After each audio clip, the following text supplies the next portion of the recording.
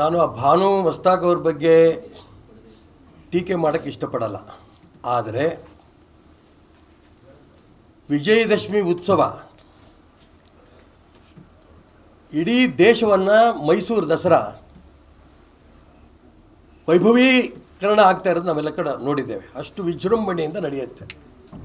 ತಾಯಿ ಚಾಮುಂಡಿ ಪೂಜೆಯಿಂದ ಆರಂಭ ಆಗುತ್ತೆ. ಇವತ್ತು ಮುಖ್ಯಮಂತ್ರಿಗಳು ಭಾನು ಮಸ್ತಾಕ್ ಅವರಿಗೆ ಉದ್ಘಾಟನೆ ಕರೆದಿದ್ದಾರೆ.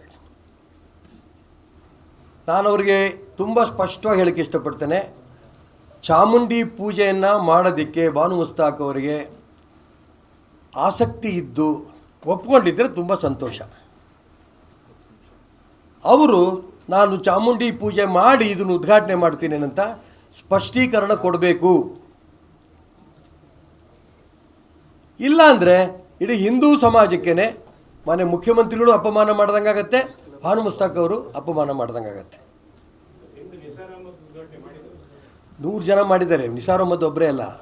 ನಾನು ಅವ್ರು ಮುಸಲ್ಮಾನರು ಅದಕ್ಕೋಸ್ಕರ ಮಾಡಬಾರ್ದು ಅಂತ ಹೇಳಿಲ್ಲ. ಚಾಮುಂಡಿಗೆ ಅವರು ಪೂಜೆ ಮಾಡಿ ಶುರು ಮಾಡ್ತಾರಾ?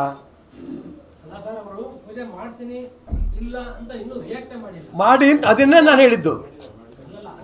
ಯು ಆರ್ ರೈಟ್, ನೀವು ಹೇಳ್ತಿರೋದು ಸರಿ, ನಾನು ಹೇಳಿದ್ದು ಅದು ನನ್ನ ಅಭಿಪ್ರಾಯನೂ ಅದೇನೆ. ನೀವು ರಿಯಾಕ್ಟ್ ಮಾಡಿಬಿಡಿ, ನಾ ಪೂಜೆ ಮಾಡಿ ಶುರು ಮಾಡ್ತೀನಿ ಅಂತ.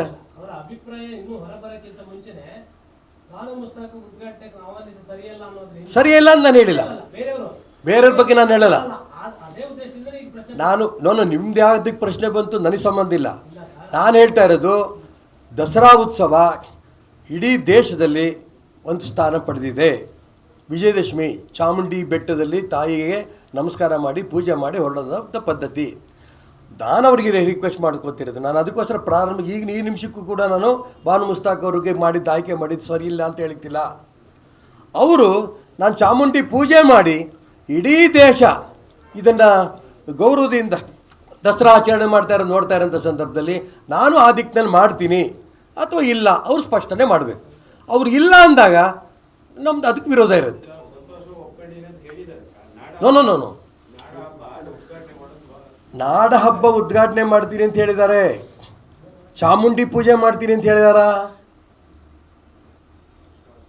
ಇಡೀ ದಸರಾ ಉತ್ಸವ ಇಡೀ ನಾವು ಶಿವಮೊಗ್ಗದಲ್ಲೂ ಮಾಡ್ತೀವಿ. ಅನೇಕರು ಇಲ್ಲಿ ಕ್ರಿಶ್ಚಿಯನ್ರು ಬಂದು ತಹಶೀಲ್ದಾರ್ ಆಗಿದ್ದರು, ಮುಸಲ್ಮಾನರು ಆಗಿದ್ದರು. ಆದರೆ ಅದನ್ನು ಅಲ್ಲಿ ಪೂಜೆ ಮಾಡಿ ಕಡಿತಾ ಇದ್ದಾರೆ. ಹಾಗಾಗಿ ಇದು ದಸರಾ ಉತ್ಸವ ಅಂದರೆ ಮುಸಲ್ಮಾನರದು ಕ್ರಿಶ್ಚಿಯನ್ ಅಲ್ಲಿ ಪೂಜೆ ಮಾಡೋಂಥದ್ದಲ್ಲ, ಹಿಂದೂಗಳು ಪೂಜೆ ಮಾಡೋದು ಚಾಮುಂಡಿಗೆ. ಹಾಗಾಗಿ ಅಲ್ಲಿ ಆ ಭಾನು ಮಸ್ತಾಕ್ ಅವರು ಸ್ಪಷ್ಟ ಮಾಡಲಿ, ನಾನು ಅಲ್ಲಿ ಪೂಜೆ ಮಾಡ್ತೀನಿ ಅವತ್ತು ಉದ್ಘಾಟನೆ ಮಾಡ್ತೀನಿ ಅಂತ. ಇಲ್ಲ ನನಗೆ ನಂಬಿಕೆ ಇಲ್ಲ, ನಾನು ಮಾಡಲ್ಲ, ಅದನ್ನಾರ ಹೇಳಿ. ಆವಾಗ ಇಡೀ ರಾಜ್ಯದ ಜನಕ್ಕೆ ಸ್ಪಷ್ಟ ಆಗುತ್ತೆ.